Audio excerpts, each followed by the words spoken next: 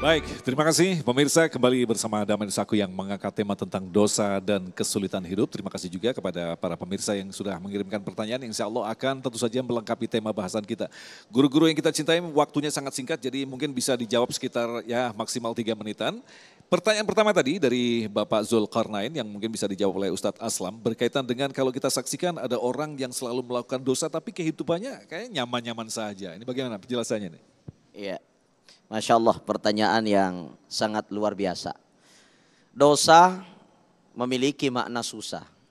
Lalu kenapa ada orang kelihatannya semakin berbuat dosa, hidupnya semakin nyaman, semakin nikmat? Ada dua kemungkinan. Yang pertama, apakah cuma pandangan kita yang melihat dia nyaman?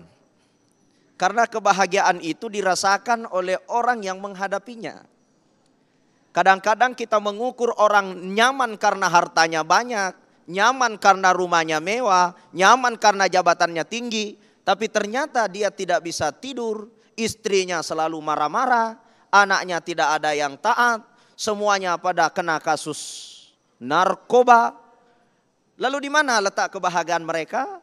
Hanya mata kita yang melihat dia bahagia. Itu satu. Kemudian yang kedua, Allah Subhanahu wa taala memberikan sebuah keterangan di dalam surah Al-An'am ayat 44. Ketika kita melihat orang yang semakin dia bermaksiat, mereka semakin lupa atas apa yang menjadi kewajiban dari Allah, apa yang bisa menjadikan dia dekat dengan Allah, semakin dia menjauh malah dari Allah. Tapi nikmatnya semakin bertambah, maka di situ katakan bahwa sesungguhnya itu hanyalah azab yang ditunda. Yang dijelaskan oleh Ibnu Abbas bahwa dzalika al-istidraj. Itulah yang disebut dengan istidraj. Jadi seperti orang yang sedang memanjat kelapa. Kenapa? Karena begitu indah dia lihat di atas. Maka dia dibiarkan untuk memanjat kelapa itu.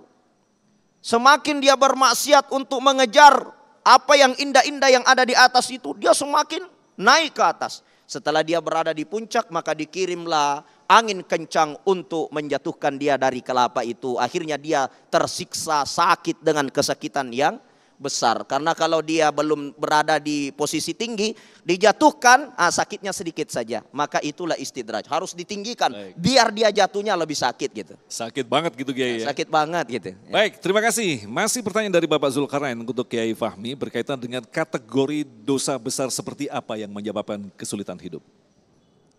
Bismillah, alhamdulillah, salatu wassalamu ala rasulillah. Terima kasih. Ini kalau ditanya tentang apa kategori dosa besar, itu rujukannya adalah Al-Quran dan Sunnah Nabi SAW. Biasanya yang disebut dengan dosa besar adalah dosa, maksiat ketika kita melanggar larangan Allah Subhanahu wa taala, dan larangan itu kalau dilanggar itu efeknya multiple, bahkan lebih dari multiple. Lebih dari 3 kali lipat. Dampaknya bukan hanya untuk diri sendiri tapi juga untuk umat manusia bahkan alam semesta. Ya. Dan biasanya dosa besar itu akan melanggar 5 tujuan syariat, maqasidus syariah. Yaitu menjaga agama.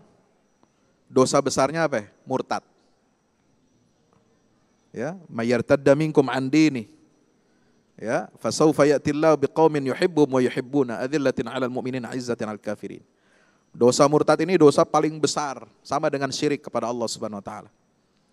Ya, kenapa? Karena dia tidak punya agama, agama dicampakkan. Yang kedua, hifzun nasl, menjaga reproduksi manusia. Kalau orang berzina, itu berarti dia dosa besar. Kenapa? Karena dia mencampur adukkan nanti berbagai macam-macam pembuahan-pembuahan di tempat yang tidak dibenarkan oleh Allah Subhanahu wa taala syariat. Makanya dosa besar zina itu. Hifzul mal. Syariat ini ditugaskan untuk apa? Menjaga harta manusia. Berarti kalau mencuri, merampok, korupsi uang negara, korupsi uang pembangunan, itu dosa besar. Ya. Kemudian hifzul irdi, menjaga kehormatan. Lalu kemudian apa? Menjaga apa yang disebut dengan yang kelima itu adalah hifzul akal, ya, menjaga akal, minuman keras. Minuman keras ini akan merusak akal manusia, pikiran kita. Maka itu juga menjadi dosa besar. Nah, bagaimana dosa besar ini bisa menghancurkan itu kalau dia berdampak kepada bukan hanya diri tapi juga kepada masyarakat. Semua dosa yang tadi disebutkan itu berdampak kepada kebaikan masyarakat. Bahkan ada lagi yang lebih besar dari itu. Ya, dosa ketika kita melanggar larangan Allah, jangan berbuat kerusakan di muka bumi. La tufsidu fil ardi ba'da islahiha. Ini dampaknya kepada alam, kepada bumi. Kalau kita tidak ramah kepada alam semesta, kepada lingkungan, maka lingkungan alam itu juga tidak ramah kepada kita. Akan terjadi apa? Pemanasan global, ini polusi udara. Jakarta, Tangsel ini sekarang terburuk di dunia. Polusinya. Ya, kenapa? Karena kita melakukan apa? Aktivitas yang membuat bumi ini semakin panas, semakin mendidih. Nauzubillah min dzalik. Terima kasih Kiai Fahmi atas jawabannya.